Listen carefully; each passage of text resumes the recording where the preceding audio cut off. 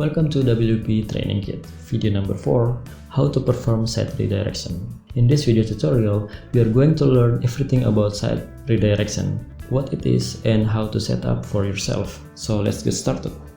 So let's continue with GoDaddy dashboard. Here on the top right side, you have control panel admin button. Click on it, it will redirect you to your cPanel page.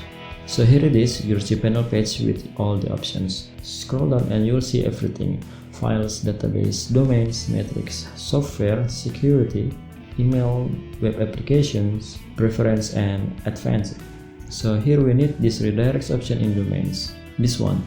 Click on it and here you will see the upward. Two boxes are already filled as your domain name is already entered. So we will not change it, and here in the box below redirects to, we will insert the links of the website on which we want our domain to redirect. For us, it will be wordpress.com. You need to insert with http:// and then click on this add button.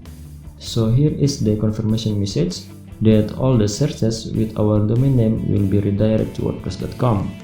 When we click on this go back option, we will again come to this redirect page. Let's go back to the menu by clicking here. Now in the new tab, enter your domain name like we have wptrainingkit.com, and it is redirect us to wordpress.com.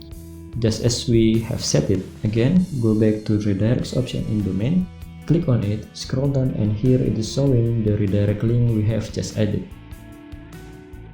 Here is the link.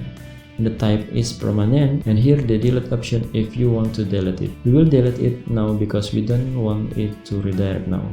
Confirm your action by clicking on remove redirect button here, and it has been removed. Click on this go back link and here you will see there is no redirect link available at the moment. So that's it.